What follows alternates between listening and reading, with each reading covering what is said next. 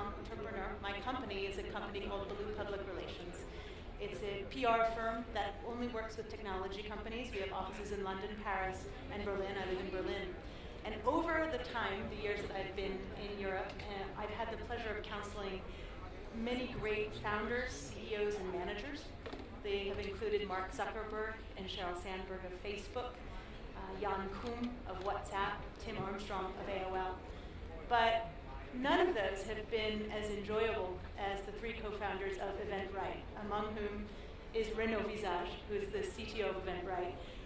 Renaud is distinguished not only by his professional career, but also by his support of the European startup system. He is an ardent supporter and angel investor, and he has earned not only my admiration, but I'm lucky enough to call him a friend. So I introduce Renaud Visage to all of you.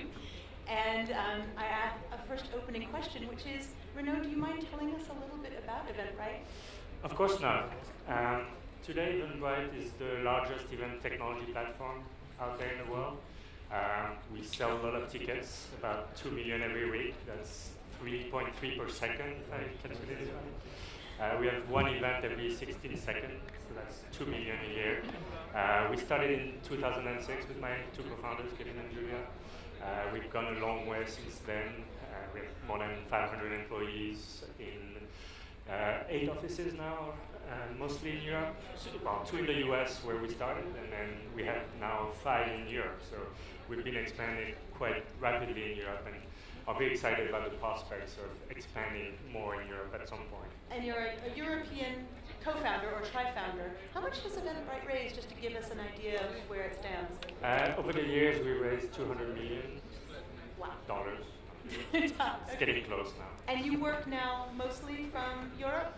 Well, I split my time. I do a lot of the European evangelism of Eventbrite, so being at conferences like this, talking to clients, helping understand what the markets need. Also, I did a lot of the work actually to get us international. Implemented a lot of the payment options that some countries need, Germany, for example. We spent a lot of time trying to create a very local product on a global platform, and I think that's a challenge that every brand runs into at some point. How do you take something that was built for the US market, transform it, give it local color, so that it doesn't feel like a foreign product. It speaks like a local user. And I think that's the key to conquering global markets, and we can talk about that later. So basically you're giving us a preview, which is go global from day one. No, not from day one. We didn't go global from day one. Maybe today is slightly different. There's a lot more technology that enables you to be global, and certain fields are more suited for being a global company from day one. I can think of social networks, for example, that spread very rapidly, that can have a very global audience. Think of WhatsApp, for example. I don't think it was built for the US market, but it took off all over the world. With e-commerce, there's a lot more barriers to being global from day one, and proving in your market that you can execute, that you can build a team that has competency, that understands how you structure both the platform and a team to execute on being global takes time. And for us, we really started thinking about being a global company. We were a global product because people used us all over the place, but thinking like a global company was a very different step. And it's only when we opened our first foreign office, the UK office in 2011, that we started adapting our corporate structure, our corporate communication, how do we do things internally to really think like a global company. Because basically, mainly because the company was in the United States and it kind of thought more like an American company, which is something I actually think European founders and companies have on their American counterparts, their ability to kind of think of in terms of different languages and currencies. They're automatically thinking that from day one, especially the small ones like the Estonians. Yay, pipe drive. So now things weren't always that rosy.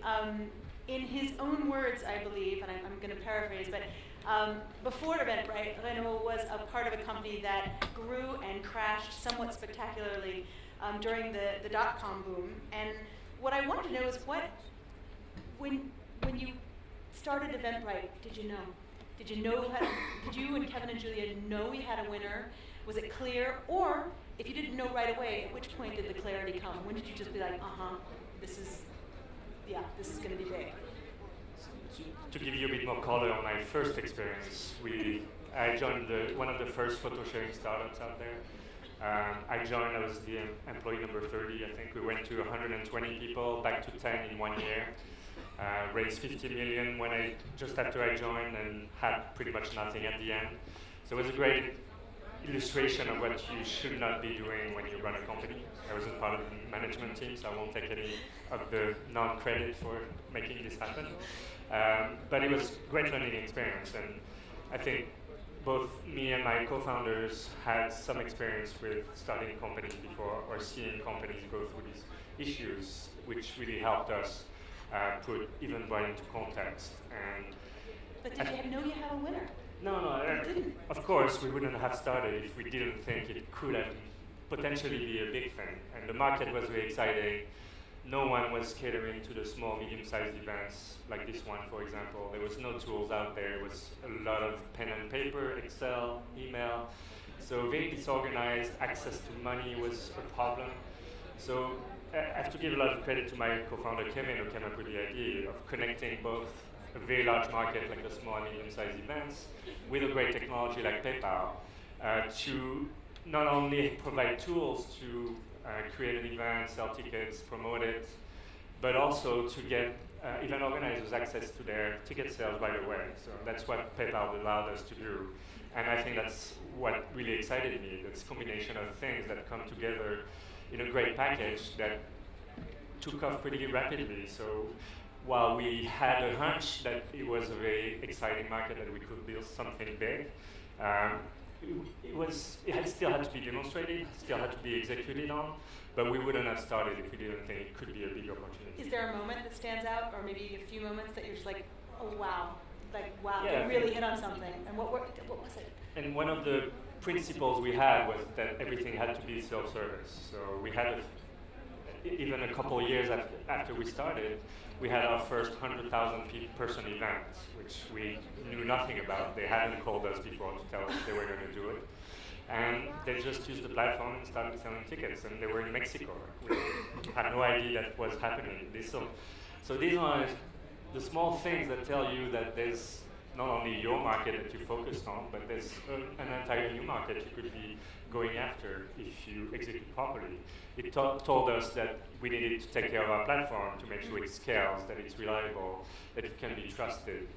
Large events have very different requirements from other types of events. They're much more complex organizations. So we knew very early on that we would have to do a lot to support this type of events if we wanted to grow as a company. And that's interesting because you did start with focusing on small and medium-sized events, and you really didn't have competition then. You were kind of the king of that domain. But then you took a chance and you went after large events. And I thought that was a risk. And you could have played it safe. You could have focused on what you knew and owned it. And to add the risk really was that there were large competitors in this market. And I'm curious, if you don't mind setting the stage a little bit, of who those competitors were, and then why did you decide to go after that? Because you guys bet the farm. You could have lost. So we never went away from our core market, which was the long tail of events, the small, medium-sized events. We built something that appealed to a lot of people who were organizing larger events. And more and more often, we were getting requests from these larger music festivals, for example, to be using the type of technology that empowered them that they didn't have access to with their current providers. And really wanted to use us, so we started thinking, how do we create the right product for this type of category of events? How do we build a team that can speak the same language as these professional organizers? And slowly but surely, we started having more and more of them. And that has a snowball effect. Like once you convince a big music festival, then the next one is a lot more excited about working with you. Well, because you have proof, you have a case study. Exactly, that we proved that we could deliver. One of the first big events that we did was actually a very highly visible charity event in Central Park with the Black Eyed Peas and a lot of very high-profile singers and artists. And that was the first time we really had to, we were slightly afraid. That was Central Park? Yes, it was Central Park. It was the first one in 20 years, I think, that happened there. We had very fresh technology that hadn't been proven. And a bunch of vocal New Yorkers who would let you know if they didn't like what was happening. Exactly. And the first time we did it went very well, like no problems. The second time, the year after, there was huge thunderstorms and they had to cancel the event and postpone it 2 months, I think. So it was an interesting experience, but a risk that we took at the time to validate whether or not we would be in a position to do these large events, and it proved that, first of all, we could do it, and that it was a very attractive market for us to get into. Who are you competing with? And today there are a lot of platforms on the entire spectrum, from tiny classes to very large concerts and the giants of this world. So we're competing at a lot of different levels with different actors. There's a lot of niche players also in the race space, for example, in the music space. So we still remain core to our true values of being a very horizontal platform. Everybody has access to the same tools, whether you're a tiny yoga class to a very large endurance race, for example. We still serve service. We have account managers that help the big accounts, but it remains a very democratic platform, I would call it. I mean, it was our ambition to democratize the ticketing industry, and I think that's something we've managed to push forward at the same time as acquire a lot of exciting customers. I remember the first time I used it we had a pool party, our famous Ballou PR pool party in Paris, and there was just a joy to watching people RSVP. It was really just beautifully designed so that it actually heightened my excitement about my own event instead of me being nervous like, oh God. Yeah. It was really lovely. Well, so, that's what we want the film to be. So you had touched on, speaking of Paris and whatnot, on going global, and I know you have very strong feelings about the importance of going global, and it's very hard to generalize. But what we'd like to do is we very much hope to bring inspiration, if not actual advice, for the audience. And I want to know if you could tell me a little bit about your thinking on going global. It's something that's very close and near to dear to your heart, and also one of your remits. So, with this audience, what would you tell them? Well, I think you have to be both ambitious and very careful at the same time. Those are completely conflicting bits of advice. Totally, but understand that you need to prove your value proposition at a local level before you take your company global. It's very easy to get sidetracked and have someone who wants to license you in Hungary and expand into Japan, and that can be very costly. Mistakes can work great, maybe, but if you haven't proven the mechanics of your business model, like how do you scale the business in an economic way so that the unit economics work and you're able to grow the business and not just your expenses, then going global too early can be a very big drain on your resources, on your cash, might force you to raise money too soon. So I would be very careful and go into it at the right time with the right partner if possible, in the right place. I don't think it's a clear cut today that, for example, a European a business that would originate in Europe necessarily needs to expand in Europe first. Maybe it's China today, maybe it's India, maybe it's the US, maybe it's Brazil. Like, I think you have to be a bit more open than before as to what is the first market you want to attack outside of your core market. You saw some, I know when we were talking to Pipedrive, they hilariously, they're very big in the US, and they just saw this spike in Brazil and they're running with it. Did you see some of that too, where you're like, where's this organic growth coming from? Like, why are we big in the Ukraine, or whatever you saw? Yeah, and of course that is part of the decision as to where we go. So we're very metrics driven. We look at all the countries, what's happening there. Some countries have a lot of free traffic, others have started with paid traffic more.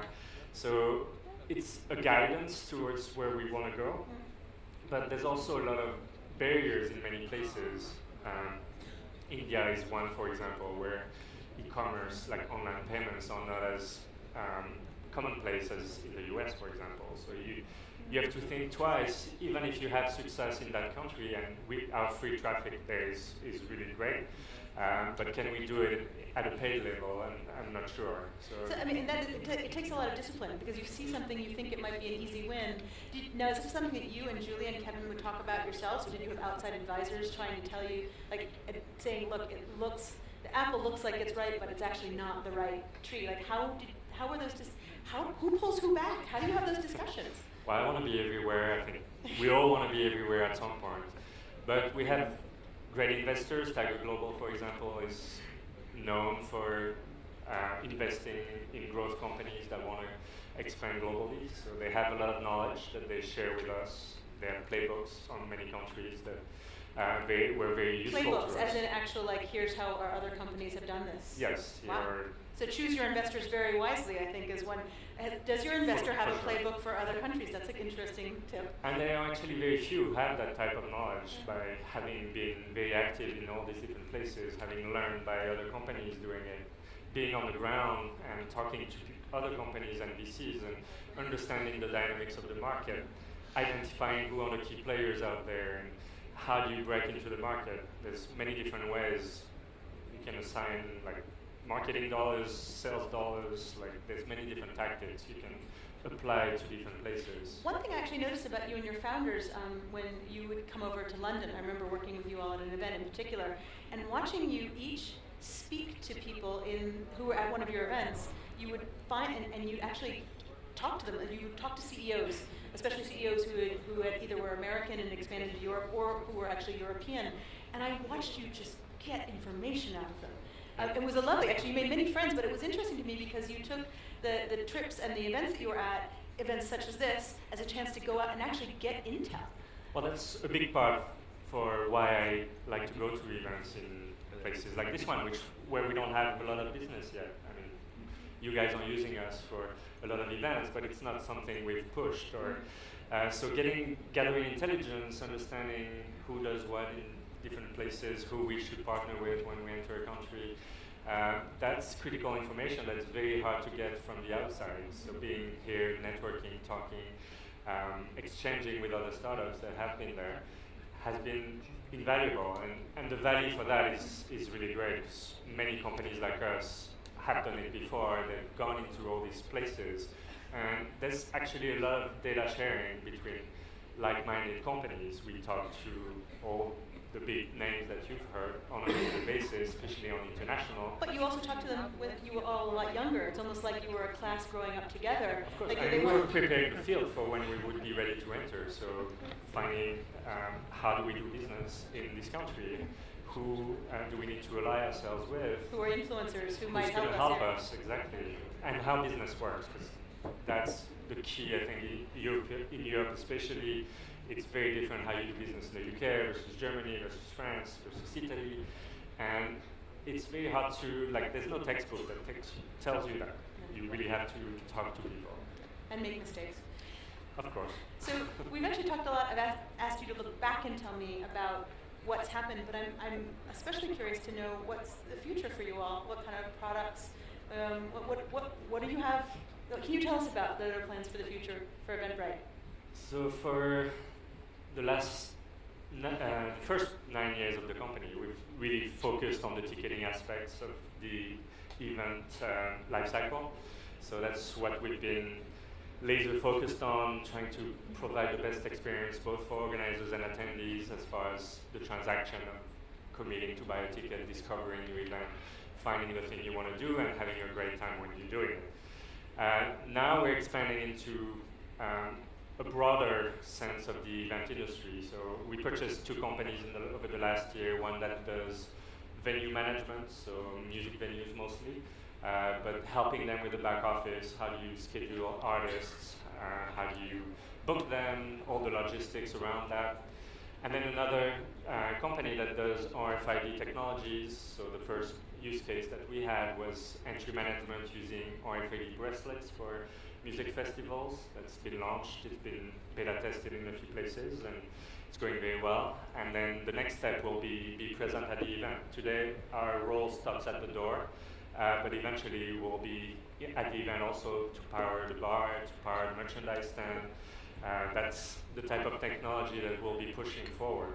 And we'll have an integrated end-to-end solution at some point, and that's very exciting for us. It's like a new field that opens up and has so much potential. And of course, this wasn't the first thing you saw. When you started, you saw events, and then you realized there was so much more in events. And this is something you and I have talked about is, sometimes along the road, the opportunity becomes evident as you're going. Like, you're like, oh, wait a minute, we got that, but then there's all of that beyond it. So if I may, I think your advice is summed up to choose the right investors, because sometimes they can be incredibly valuable. Ask them, can they help you with markets?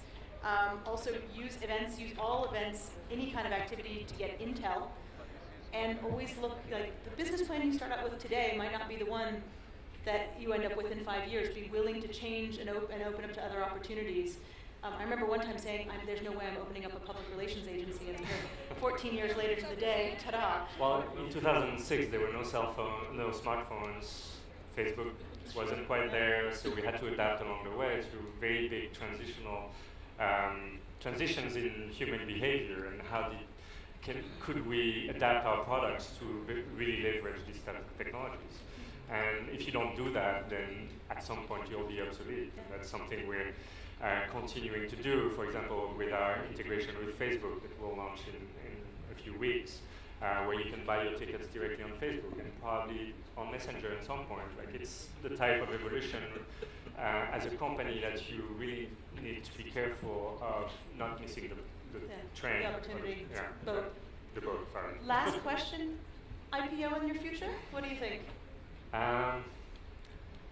So the current conditions are not really great for IPOs, but we've always said that an IPO would be in the cards at some point. So we see that as another funding event, also a validation of our financial value to the public markets. So distinctly possible. Possible, yes.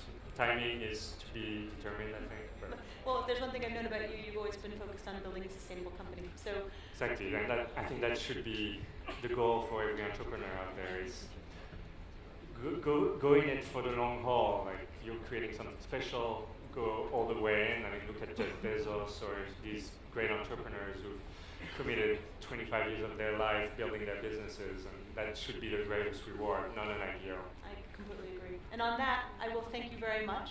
Really appreciated it. Everyone, I give you Renaud Visage of Eventbrite. Thank you.